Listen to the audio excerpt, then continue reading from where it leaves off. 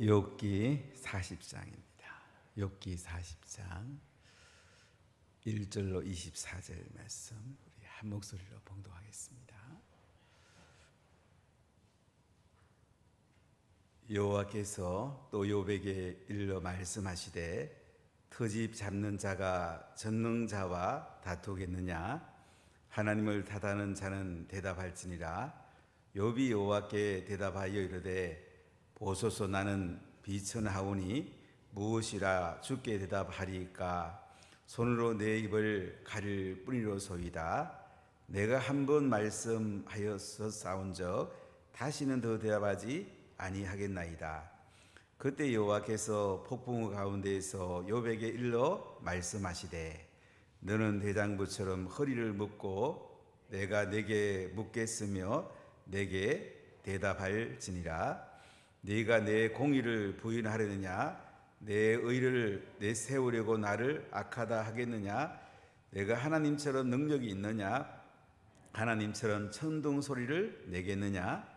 너는 위엄과 존귀로 단장하며 영광과 영화를 입을지니라. 너의 넘치는 노를 비우고 교만한 자를 발견하여 모두 낮추되 모든 교만한 자를 발견하여 낮아지게 하며 악인을 그들의 처소에서 짓밟을지니라. 그들을 함께 진토에 묻고 그들의 얼굴을 싸서 은밀한 곳에 둘지니라. 그리하면 내 오른손이 너를 구원할 수 있다고 내가 인정하리라. 이제 소같이 풀을 먹는 베헤못을 볼지어다. 내가 너를 지은 것 같이 그것도 지었느니라. 그것의 힘은 허리에 있고 그 뚝심은 배의 힘줄에 있고 그것이 꼬리치는 것은 백항목이 흔들리는 것 같고 그 넓적다리 힘줄은 서로 얽혀 있으며 그 뼈는 녹강 같고 그 뼈대는 세막대 같으니 그것은 하나님이 만드신 것 중에 어떠미라.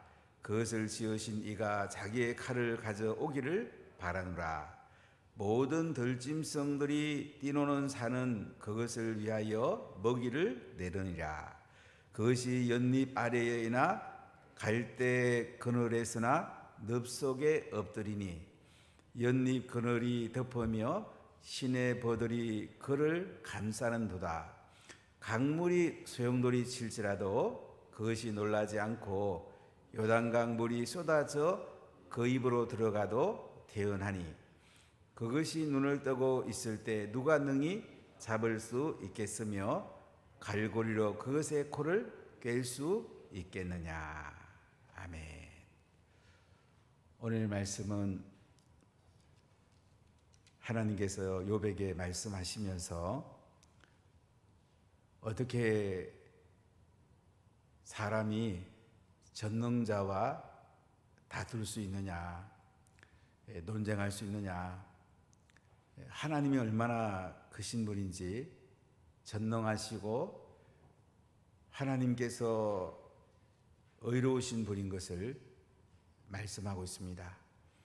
왜 하나님이 이 말씀을 욥에게 하느냐면 욥은 하나님 앞에 자기가 의롭다고 생각했습니다. 자기 의를 주장했습니다. 그리고 하나님 앞에 무리한 말을 했습니다. 여기에 대해서 하나님이 욥에게 말씀을 하십니다. 오늘 1절하고 2절 같이 읽어보겠습니다. 여호와께서 또 욥에게 일러 말씀하시되 터집 잡는 자가 전능 자와 다투겠느냐? 하나님을 탓하는 자는 대답할지니라. 터집 잡는 자, 욥을 하나님이 지칭하면서 하나님과 논쟁하려고 그러냐? 전능자와 다투겠어? 하나님하고 논쟁해갖고 네가 어떻게 이길 수 있냐? 하나님을 탓하는 자는 대답할지니라. 욥은 동방의 의인이었고 온전하고 정직하고 하나님을 경외하고 악에서 떠난 자라 이렇게 욥기 1장 2장에서 소개합니다. 참 사람 보기에는 의로웠습니다. 사람 보기엔 참 온전했습니다. 하나님이 보시면 인간은 연약할 뿐만이고 죄덩어리죠. 하나님의 빛 가운데 인간을 살펴보면 얼마나 무능하고 얼마나 작겠습니까? 다른 사람과 비교하면 내가 의로워 보이고 내가 깨끗해 보여도 하나님 앞에서 보면 얼마나 작겠습니까? 이번 자기 딴에는 하나님을 경외한다고 했습니다. 자기 딴에는 의롭게 살았습니다. 하나님하고 논쟁해보자 이거죠. 전능자하고 한번 다투보자. 여비, 네가 정말 의로울 수 있니? 네가 능력이 있겠어? 하나님이 얼마나 대단한지 너 알고 있니? 그 얘기죠. 높은 데서 내려다보면 사람이 사는 것은 사람 사이는 큰 차이가 없습니다. 하나님과 인간 사이는 엄청나게 다르죠. 2절 말씀 다시 한번 봅시다. 터집 잡는 자가 전능자와 다투겠느냐? 하나님을 탓하는 자는 대답할지니라. 어떻게 전능하신 하나님하고 논쟁할 수가 있겠어? 비교가 안 되잖아. 하나님 앞에 무릎 꿇으란 말이죠. 하나님 앞에 회개하란 말이죠. 회개한다는 것은 어떤 의미를 갖습니까? 하나님 앞에 완전히 돌아서란 말이에요. 죄를 깨닫고 사람 편에 서지 말고 하나님께로 온전히 돌아서란 말이죠. 그럼 인생이 달라지죠. 하나님께 돌아서는 것이 우리가 예수님을 믿는 것입니다. 예수님은 그리스도가 되시고 살아계신 하나님의 아들이십니다. 예수님이 그리스도가 되시고 하나님의 아들이신 증거로 우리 죄를 짊어지시고 십자가에 대신 죽으시고 무덤에서 3일 만에 부활하셨습니다.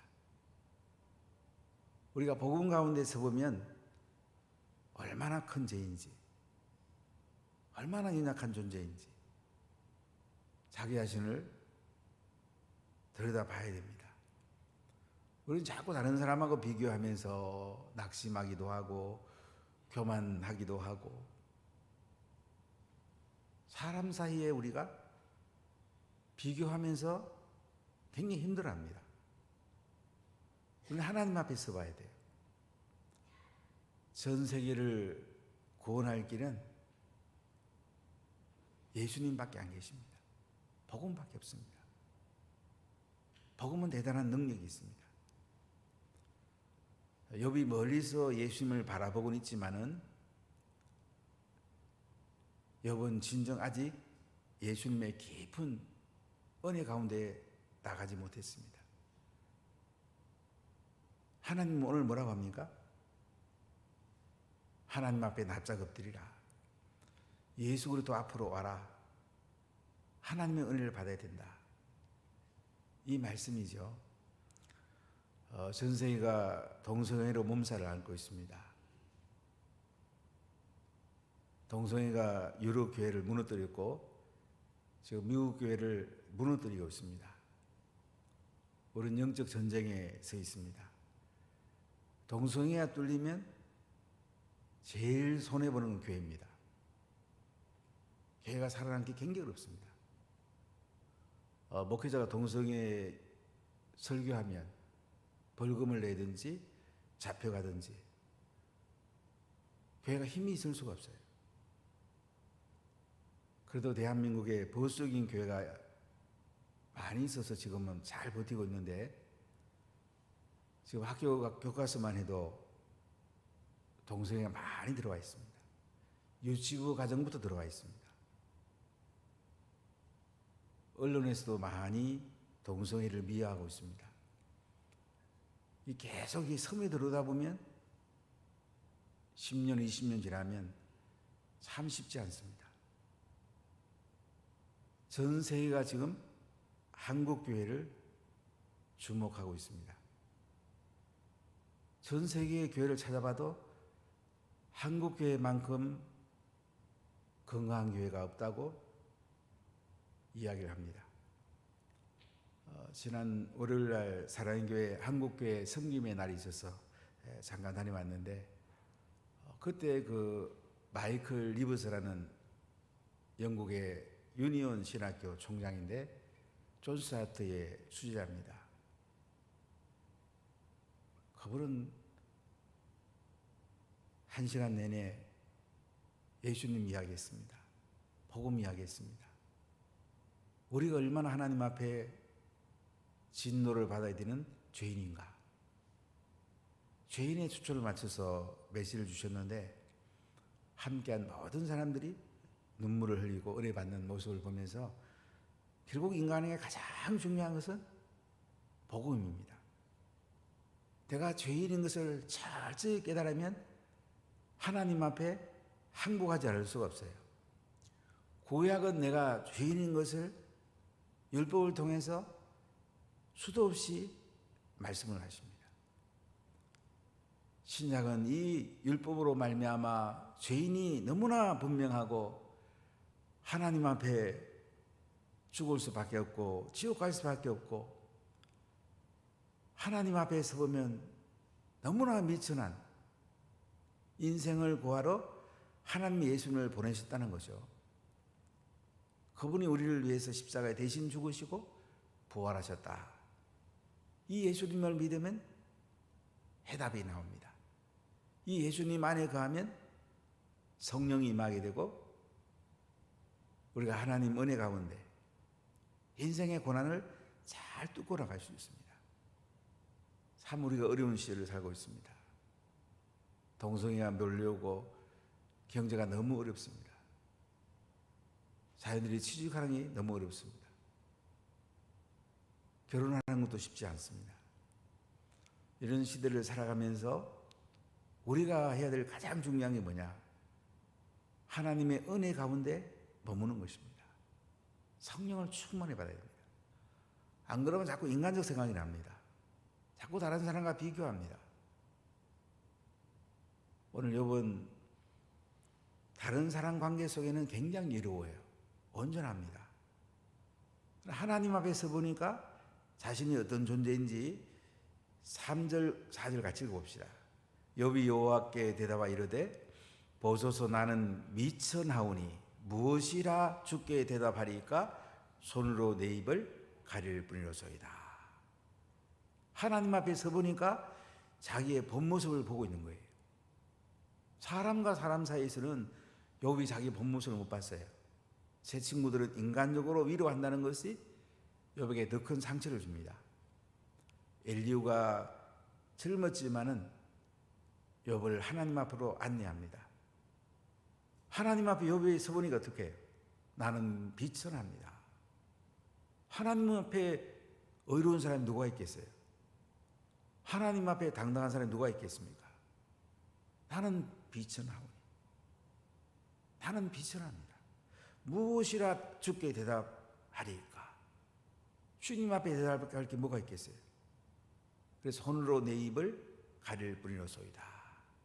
이렇게 욥이 하나님 앞에 이제 겸손히 무릎을 꿇습니다.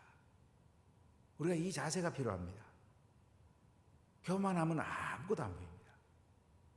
겸손하면 하나님 은혜가 쏟아집니다. 어제도 양육하면서 많은 분들이 은혜를 나누는 참 제가 은혜를 많이 받았습니다.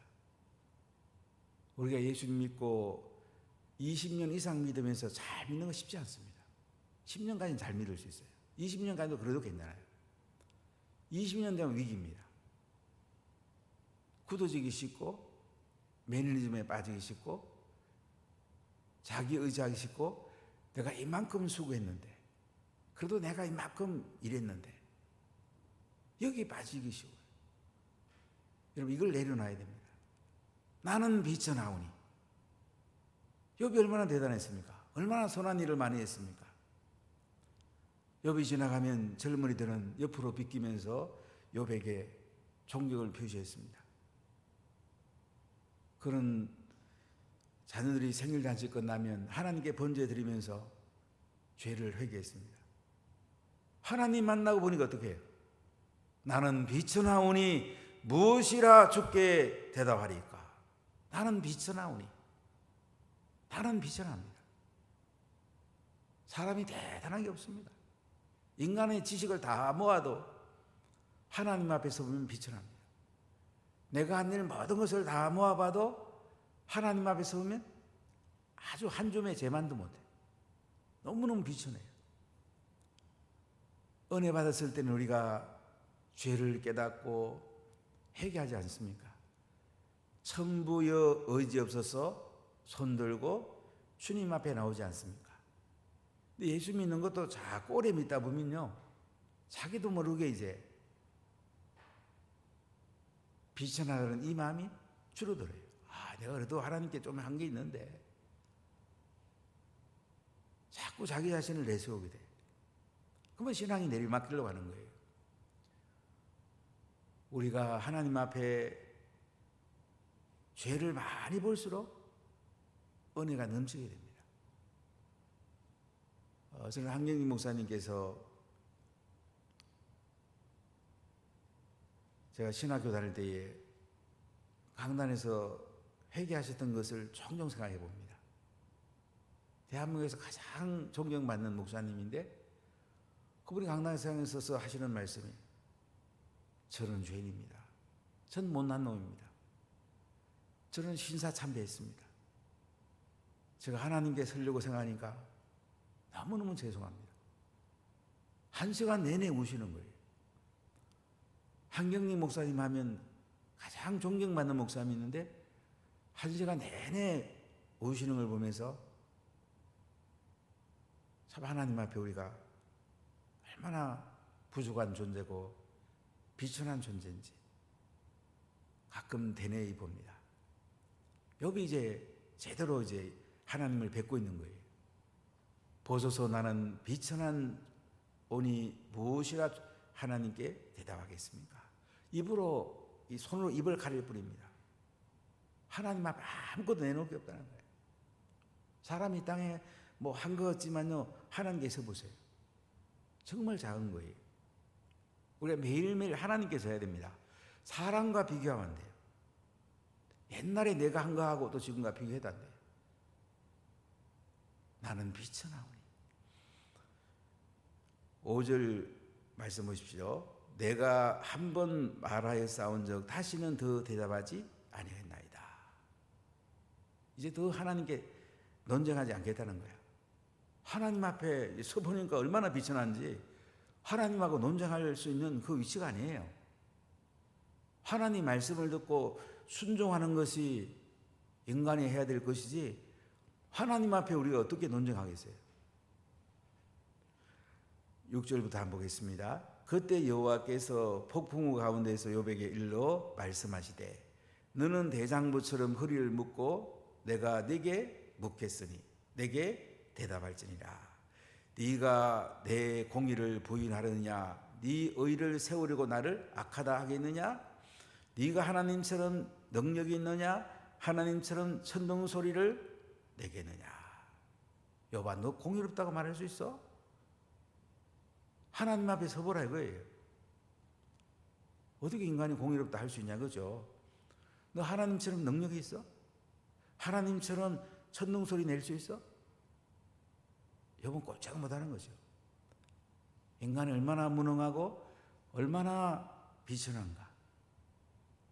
이제 욥은 하나님 앞에 서 보니까 자기의 본 모습을 깨닫게 된 것입니다. 여러분 우리가 십자가 밑에 늘 서야 돼. 십자가 밑에 서보면 우리가 얼마나 부족합니까? 우리는 십자가에 못 박혀 죽어야 마땅한 사람이에요. 지옥 가야 마땅한 사람이에요. 근데 예수님이 십자가에 대신 죽으심으로 우리가 은혜를 입었습니다. 구원을 받았습니다. 천국 가는 하나님의 은혜를 받았습니다. 예수 믿는 순간에 천국은 시작이 되었습니다. 하늘의 삶은 시작이 됐어요. 참 대단하지 않습니까? 늘 십자가 앞에 서야 돼. 십자가 앞에 내 본 모습을 바라봐야 돼. 그럼 하나님 은혜가 안 임할 수가 없어요. 언젠가 목사님들 모임에 앞에 인도하는 목사님이 오늘 십자가만 바라봅시다. 다른 생각하지 말고 십자가만 바라보고 십자가 앞에 내 자신을 한번 살펴봅시다. 30분이 지났는데요, 모인 모든 분들이 목사님 다 울고 있더라고요. 십자가 밑에 서면요, 은혜 받지 않을 수가 없어요. 사람이 잘난 게 뭐가 있겠어요. 바로 욥이 하나님 앞에 나는 비쳐나오니 나는 의롭지 못합니다. 나는 능력이 없습니다. 나는 하나님 앞에 아무것도 아닙니다. 이렇게 서게 되는 거예요. 자, 10절 14절 볼까요? 너는 위엄과 존귀로 단장하며 영광과 영화를 입을지니라. 너희의 넘치는 노를 비우고 교만한 자를 발견하여 모두 낮추되 모든 교만한 자를 발견하여 낮아지게 하며 악인을 그들의 처소에서 짓밟을지니라. 그들을 함께 진토에 묻고 그들의 얼굴을 싸서 은밀한 곳에 둘지니라. 그리하면 내 오른손이 너를 구원할 수 있다고 내가 인정하리라. 겸손하란 말이죠. 교만하면 은혜 받을 수가 없어요. 은혜 받는 최고의 적은 교만이에요. 절대 교만 떨면 안 돼. 사람은 비천합니다. 하나님 앞에 겸손할 때에 은혜가 쏟아집니다. 은혜 받는 건 간단합니다. 십자가 앞에 서는 거고 그 앞에 겸손해지는 거예요. 자기의 죄인의 본 모습, 하나님 앞에 진노받을 수밖에 없는 그 모습을 바라보세요. 예수님이 십자가에 흘리신 보혈을 바라보십시오. 겸손해야 돼요. 우리 자기도 모르게 영적 교만에 빠질 수가 있어요. 내가 이렇게 했는데, 내가 이만한데, 큰일 납니다. 자신이 제일 손해봅니다. 절대 교만하지 마세요. 교만은 은혜가 막힙니다. 겸손하면 은혜가 쏟아집니다. 겸손하면 어떤 문제라도 하나님이 해결점을 줍니다. 교만하면 점점 수렁으로 빠집니다. 이제 욥이 겸손하게 하나님을 바라봅니다. 15절부터 마지막 절까지 보겠습니다. 이제 소같이 풀을 먹는 베헤못을 볼지어다. 내가 너를 지은 것 같이 그것도 지었느니라. 그것의 힘은 허리에 있고 그 뚝심은 배의 힘줄에 있고 그것이 꼬리 치는 것은 백항목이 흔들린 것 같고 그 넓적다리 힘줄은 서로 얽혀 있으며 그 뼈는 녹강 같고 그 뼈대는 세막대기 같으니 그것은 하나님이 만드신 것 중에 어떠미라. 그것을 지으신 이가 자기의 칼을 가져오기를 바라노라. 모든 들짐승이 뛰노는 산은 그것을 위하여 먹이를 내느니라. 그것이 연잎 아래에나 갈대 그늘에서나 늪속에 엎드리니 연잎 그늘이 덮으며 시내 버들이 그를 감싸는도다. 강물이 소용돌이칠지라도 그것이 놀라지 않고 요단강 물이 쏟아져 그 입으로 들어가도 태어나니 그것이 눈을 뜨고 있을 때 누가 능히 잡을 수 있겠으며 갈고리로 그것의 코를 깰 수 있겠느냐. 오늘 하나님은 베헤못 하마의 예를 들면서 하마에게 힘을 준 분이 누구냐 이거예요. 하나님이 힘을 줬다는 거죠. 그러니까 하나님은 전능하시고 능력이 많은 분이라는 거죠. 우리가 하나님 앞에 은혜를 받아야지 예수님의 의가 우리에게 들어오고 하나님 앞에 우리가 십자가 밑에 서면 하나님의 능력이 우리에게 흘러들어옵니다. 하나님의 지혜가 흘러들어와요. 오늘 하나님께서는 욥을 하나님 앞에 세우시고 욥의 본 모습을 보게 해줍니다. 욥은 자기 자신을 봅니다. 나는 비천하오니 나는 의롭지 못합니다. 나는 무능합니다. 겸손히 하나님 앞에 서게 됩니다. 그러면 은혜가 들어옵니다. 아주 간단합니다. 은혜 받는 게 아주 간단해요. 여러분 교만하면 안 됩니다. 자기의 본 모습을 십자가 밑에 한번 서보십시오.